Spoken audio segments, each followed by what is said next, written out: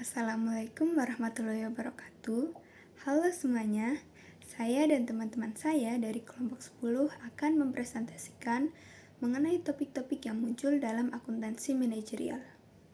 Presentasi ini secara khusus membahas 3 hal, yaitu ERM atau Enterprise Risk Management, Business Sustainability, dan Quality Cost Management.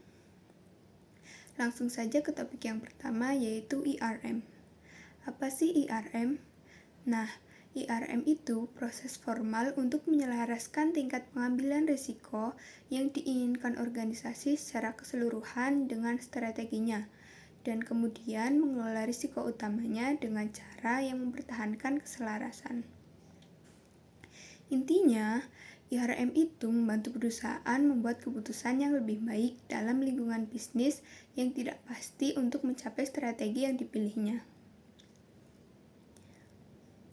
Ada 5 langkah kunci ERM. Yang pertama, Risk Appetite Determination, yaitu tingkat pengambilan risiko yang diinginkan organisasi secara keseluruhan atau disebut juga selera risiko. Yang kedua, ada identifikasi risiko. Perusahaan mengidentifikasi risiko terpenting. Biasanya, risiko ini disebutkan di daftar 10 teratas, atau disebut risiko yang dalam tanda petik membuat mereka terjaga di malam hari. Yang ketiga, ada penilaian risiko. Setelah diidentifikasi, manajemen harus menilai risiko teratas pada tingkat yang melekat. Risiko bawaan adalah risiko yang tidak ada tindakan manajemen risiko untuk mengurangi atau menghindari risiko. Dalam risiko bawaan ada dua aspek ketidakpastian. Yang pertama ada kemungkinan dan yang kedua ada dampak. Selanjutnya, yang keempat ada respon risiko yang menggunakan perspektif portofolio, mengidentifikasi, mengevaluasi, dan mengimplementasikan alternatif respon terbaik untuk risiko bawaan yang membawa portofolio risiko residual ke dalam keselarasan dengan selera risiko organisasi, sehingga membantu organisasi mencapai strateginya. Nah, apa sih resiko residual? Resiko residual adalah resiko yang tersisa setelah tindakan manajemen risiko diambil. Yang terakhir, ada pemantauan risiko. Pemantauan risiko dilakukan dengan terus-menerus mencari risiko baru yang muncul, mengevaluasi kembali keakuratan penilaian risiko, dan mempertimbangkan alternatif respon risiko yang lebih efektif. Lalu, di PowerPoint ini ada contoh perhitungan. Dapat dilihat, untuk menghitung risiko bawaan, kita perlu mengalihkan kemungkinan risiko bawaan dengan dampak risiko bawaan. Sementara untuk risiko residual, kita mengalihkan kemungkinan risiko residual dengan dampak risiko residual. Untuk manfaat yang terkait dengan alternatif respon risiko, kita menghitung dengan risiko bawaan dikurangi risiko residual. Nah, manfaat bersih. Selanjutnya kita akan menghitung manfaat bersih dengan mengurangi manfaat yang sudah kita hitung sebelumnya dengan biaya. Lalu yang terakhir, perusahaan akan menggunakan manfaat bersih positif terbesar sebagai kriteria. Baik, selanjutnya di sini saya akan membahas salah satu topik penting yang sedang berkembang dalam akuntansi manajerial, yakni bagaimana sih peran akuntansi dalam membantu perusahaan mencapai sebuah keberlanjutan bisnis. Namun sebelum itu, di sini saya akan menjelaskan definisi dari keberlanjutan bisnis. Apa sih yang dimaksud dengan keberlanjutan bisnis? Jadi sederhananya ini adalah praktik perusahaan untuk tidak hanya mencari untung hari ini saja, tetapi juga memastikan bahwa perusahaan tetap bertahan dan menciptakan nilai besar dalam jangka waktu yang sangat panjang. Jadi ini bukan hanya tentang uang, tetapi keberlanjutan bisnis ini juga upaya untuk memahami dan mengukur ancaman dan peluang yang ada di sekitar kita. yang kemudian hal-hal tersebut akan dikelola agar sejalan dengan strategi perusahaan, dan di akhirnya ini akan dilaporkan secara terbuka kepada pihak-pihak yang berkepentingan seperti pelanggan, investor, dan juga masyarakat. Nah, disinilah peran akuntansi manajerial menjadi sangat vital, di mana tugas utama akuntan manajerial adalah menyediakan data dan informasi yang akurat yang digunakan sebagai bahan bakar untuk para manajer mengambil keputusan yang lebih baik, yang berorientasi jangka panjang, serta menciptakan nilai tidak hanya untuk perusahaan, tetapi juga pemegang saham dan lingkungan sekitar. Nah, selanjutnya saya akan membahas 6 area kunci dalam siklus keberlanjutan. Jadi peran ini bisa kita bagi menjadi 6 langkah utama yang saling terkait dalam siklus keberlanjutan bisnis. Yang pertama yakni strategi keberlanjutan. Akuntan manajerial membantu memastikan bahwa rencana jangka panjang perusahaan sudah memasukkan unsur keberlanjutan. Akuntan manajerial mendukung manajer untuk memilih jalan yang efektif dan hijau. Yang kedua, ada keterlibatan pemangku kepentingan. Perusahaan tidak hidup sendiri. Akuntan manajerial membantu mengukur dan mengevaluasi bagaimana kepentingan banyak pihak seperti karyawan, pelanggan, ataupun pemerintah dalam memengaruhi bisnis.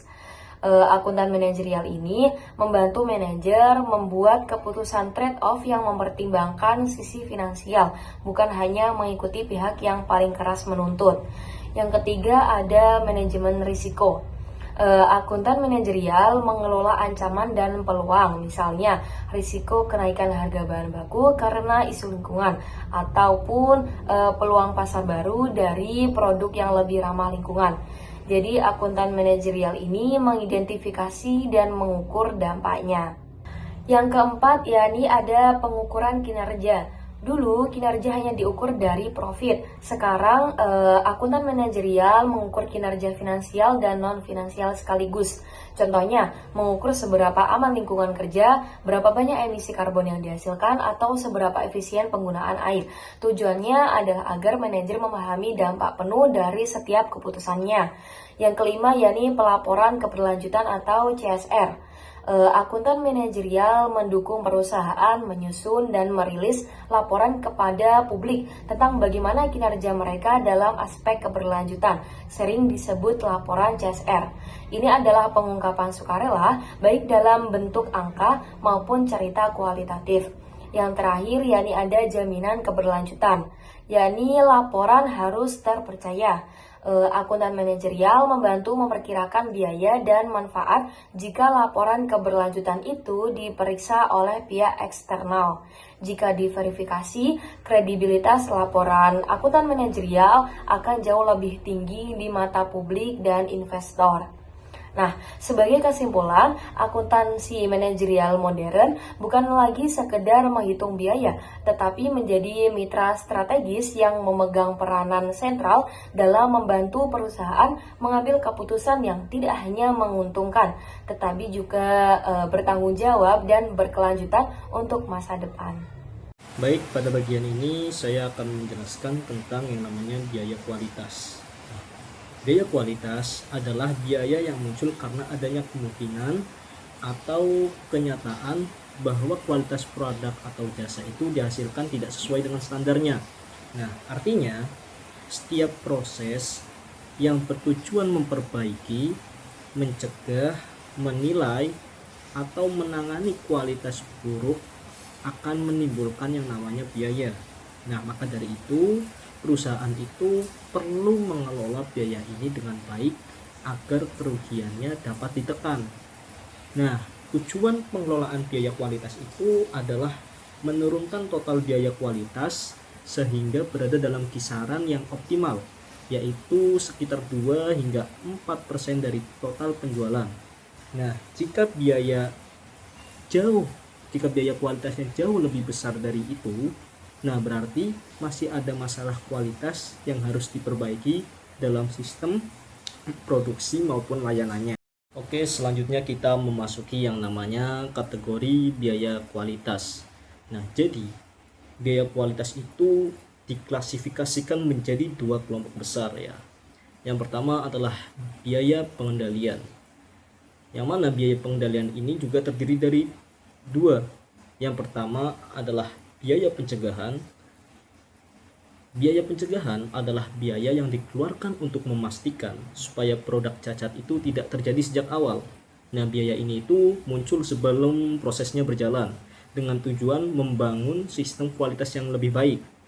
Nah, contohnya itu antara lain pelatihan kualitas bagi karyawan, audit kualitas, perencanaan kualitas, maupun evaluasi pemasok.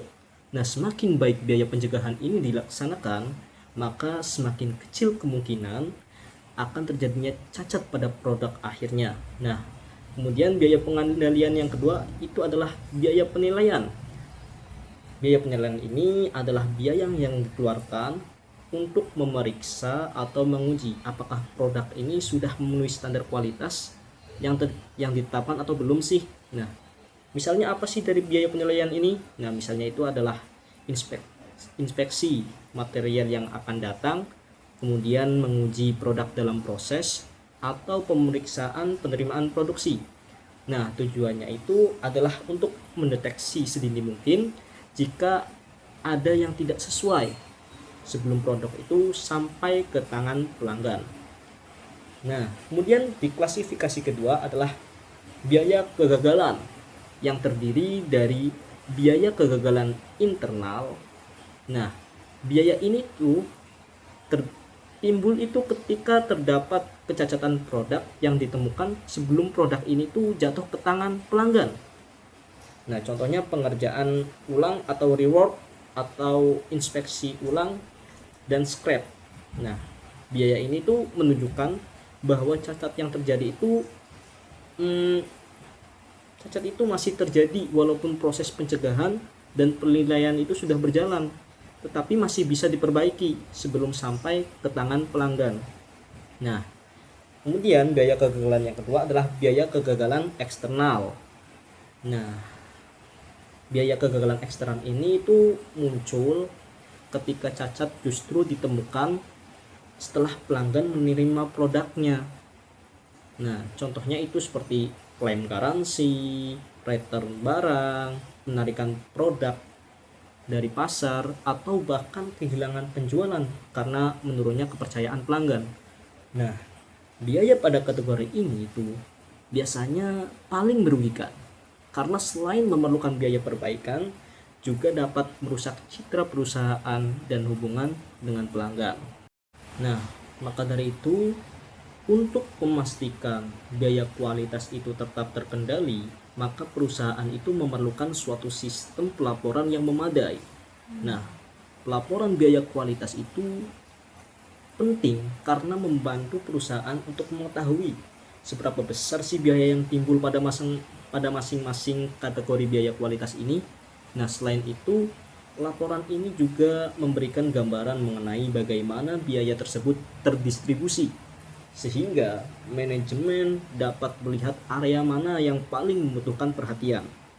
Nah, dalam penyusunan laporan biaya kualitas, langkah pertama adalah menghitung biaya aktual yang terjadi. Selanjutnya, biaya tersebut itu dikelompokkan ke dalam 4 kategori utama tadi, yaitu pencegahan, penilaian, kegagalan internal, dan kegagalan eksternal. Nah, setelah itu, biaya masing-masing kategori itu dinyatakan sebagai persentase terhadap total penjualan, sehingga dapat dibandingkan dari waktu ke waktu. Nah, dalam pengendalian biaya kualitas terdapat 2 pendekatan pelaporan kinerja. Yang pertama adalah laporan standar interim, yaitu laporan yang membandingkan hasil aktual yang periode yang berjalan dengan target yang akan ditetapkan. Nah, yang kedua adalah laporan tren multi periode, yaitu pelaporan yang menampilkan perubahan biaya dari tahun ke tahun untuk menilai apakah biaya kualitas semakin baik, atau justru malah semakin buruk nih. Nah, melalui sistem pelaporan dan pengendalian yang konsisten, perusahaan itu dapat menekan biaya kegagalan, kemudian meningkatkan efektivitas pencegahan dan penilaian, serta memperbaiki kualitas secara berkelanjutan. Baik, mungkin cukup sekian yang dapat kelompok kami sampaikan. Semoga bermanfaat bagi kita semua. Kurang lebihnya mohon maaf. Wassalamualaikum warahmatullahi wabarakatuh.